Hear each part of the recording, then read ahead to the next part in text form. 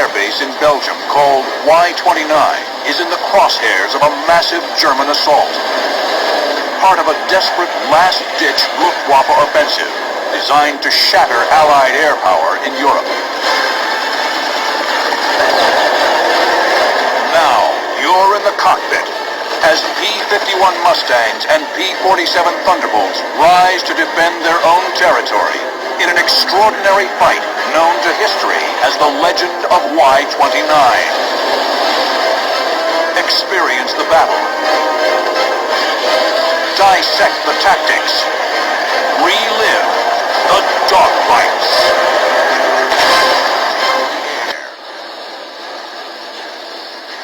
We had an outstanding fighter group, the 352nd.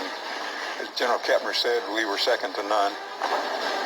The frantic opening moments of the battle give way to full-blown aerial combat among the treetops surrounding Y-29. One of the greatest dogfights in history has begun. From there on, it was just a big dogfight. One plane after another. A Zero appears off Scamera's nose.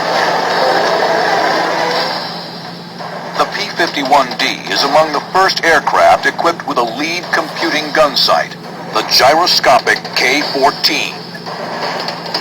You're supposed to know the wingspan. You guessed 37 feet or whatever. You punch that in, and it was supposed to self-lead it. So all you do is put the dot on the plane. Scamera's gun sight makes it so a quick burst is all he needs. The wounded Zero limps from the fight. Then, Scamera spots two Japanese N-1K fighters, nicknamed Georges, at 9 o'clock low. The N-1K was the most advanced Japanese fighter, posing a real threat to any American in the sky. The George has harder-hitting cannons, but the Mustang has the edge in speed and altitude.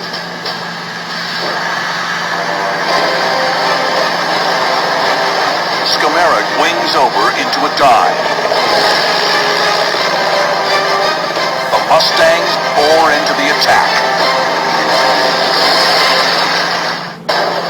June 23rd, 1945. In the midst of a deadly furball, Lieutenant Bob Scamera and wingman John Scanlon are closing fast on a pair of Japanese George fighters.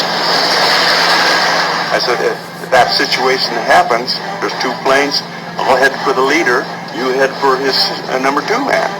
Well, I was closing in on the leader, and he wasn't shooting at the wingman. Scamera unleashes a torrent of hot lead on the enemy wingman. He dove down, and I took off after the leader. And I caught him in nothing flat and shot him down. Splash 2 for Scamera. His strategy is to strike fast and move often.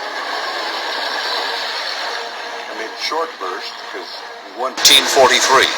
Ensign Robert Duncan has just scored the first air-to-air Zero kill for the Hellcat, but the fight is far from over. Duncan spots a Zero with a Hellcat on its tail, but the Hellcat is in trouble and doesn't know it. At that time, I looked up above, and there was a Zero about 300 feet above me. And he started down to get behind this Hellcat that was chasing the Zero. But he wasn't in range to get our man. Duncan is here. The first Zero is here. The other Hellcat pilot is on his 6 o'clock. The second Zero is diving, gaining airspeed and closing on the Hellcat. Duncan, out of range for machine gun fire, must close the distance. He adds power, climbing and banking left. Duncan knows he can't reach the Zero, but maybe he can shake him off the Hellcat's tail. So I tried something. I just pulled up the nose of my airplane. I was still not in range. And cut loose with a burst. Just like you take a hose and shoot out like that. It works. The Zero pulls away. But now Duncan's in trouble. He dropped off from our man and made a left turn, hard left turn out like this, around to come around to me. Duncan pulls into a hard left turn to evade the Zero. Both planes circle each other in tight left turns. Each pilot yanks the stick hard to the left, coaxing their fighters into tighter turns, trying to gain the advantage on the other. The Zero gets a firing angle. 20mm cannon fire rips through Duncan's tail. I didn't have any fear toward what was going to take place. Generally, I didn't have any. It was afterwards that my knees started. What happens next takes Duncan by surprise. The Zero suddenly pulls out of the turn and goes vertical.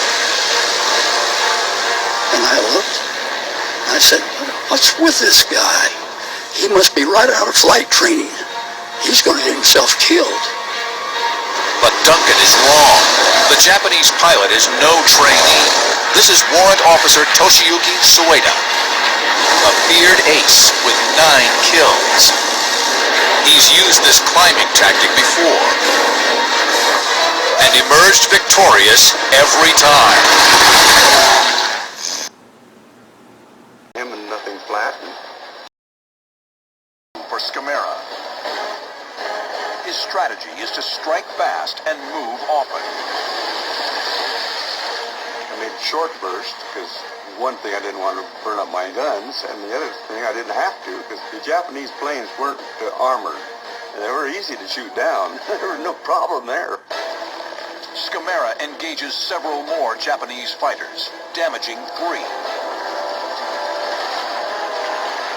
Seemed like every place I pointed there was a Japanese plane. It just didn't take much maneuvering to get from one to the other.